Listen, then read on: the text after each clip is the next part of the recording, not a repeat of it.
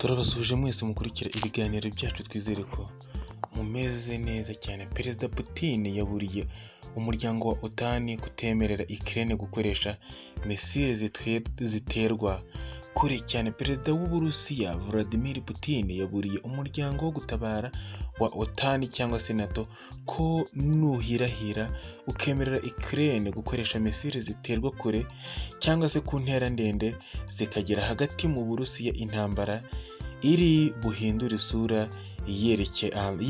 yerekera ku bihugu by'Uburayi ndetse na Amerika. Ibi Perezida Putin abitangaje nyuma y'uko ibitangazamakuru bigiye bitandukanye mpuzamahanga birimo CNN bivuze ko Perezida wa Leta Zunze Ubumwe za Amerika Joe Biden arimo gushyirwaho igitutu kugira ngo akureho imbogamizi zose zibuza Ukraine gukoresha intwaro zirasa imbere mu Burusiya. Umunyamakuru yabajije Putin icyakorwa mu gihe byamaze kwemezwa ko Ukraine igiye kurasa imbere mu Burusiya cyangwa bikiri mu nzira zo kwemerwa, maze Putin avuga ko intambara yahita ihindura isura kuko ngo yaba itakirimo kurwanwa na Ukraine ubwayo. Putin avuga ko gukoresha intwaro zidahusha ku ntego zirasa ku ntera ndende kandi zakorewe mu bihugu by'Uburayi na Amerika ari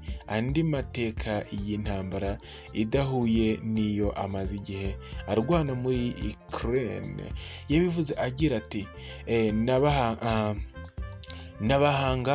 n'abahanga barabyemeza ko igisirikare cya Ukraine kidafite ubushobozi bwo kurasa misile zigera kure hifashishijwe ubuhanga bugezweho kandi budahusha intego. Ibyo bishoboka gusa iyo hakoreshejwe amakuru bahabwa na satelite, kandi ubwo bushobozi ntabwo Ukraine ifite, ahubwo yabuhabwa n'uburengerazuba bw'isi, Amerika ndetse n'Uburayi. Ikindi Putin avuga kandi ko gikomeye cyane nuko abahanga bashobora kurasa mu burasirazuba abahanga bashobora kurasa mu Burusiya imbere hakoreshejwe amakuru y'ibyogajuru satelite.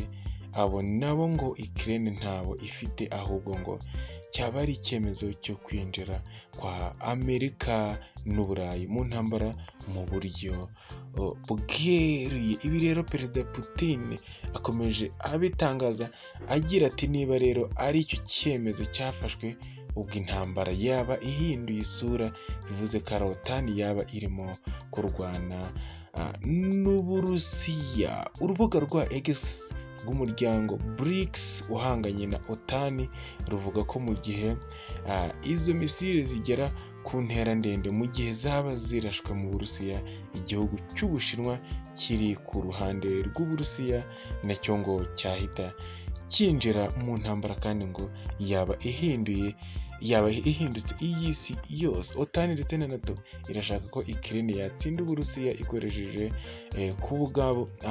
kubugabaho ibitero bya misile bigera imbere muri iki gihugu, nyuma y'uko kwinjira mu Burusiya unyuze iyo ku butaka byanze, aho ingabo za Ukraine zari zimaze kwigarurira ibice byinshi by'intara ya Kharkiv, zamaze kubivamo hapfuye benshi cyane. Rero ibiri gukomeza bivugwa ku ntambara iri hagati y'igihugu cya Ukraine n'Uburusiya, aho bikomeje kuba ibindi bibazo bikomeye cyane, ndetse Ukraine ikaba iri gusaba igihugu cya Amerika ko Biden yakwemera Ukraine karasa ibisasu birasa kure cyane bikaba byagera mu Burusiya hagati mu gihugu, ndetse aho Vladimir Putin ari gukomeza avuga ngo nibahirahira bakarasa ibyo bisasu bizaba ari intambara yindi ikomeye cyane y'isi yose, kuko ntabwo ari Ukraine izaba iri kubirasa, ahubwo n'ibihugu byo mu burengerazuba bw'isi ndetse na Amerika. Mwakoze kubana natwe, kora subscribe tujye tubana mu biganiro bigiye bitandukanye. Ciao ciao.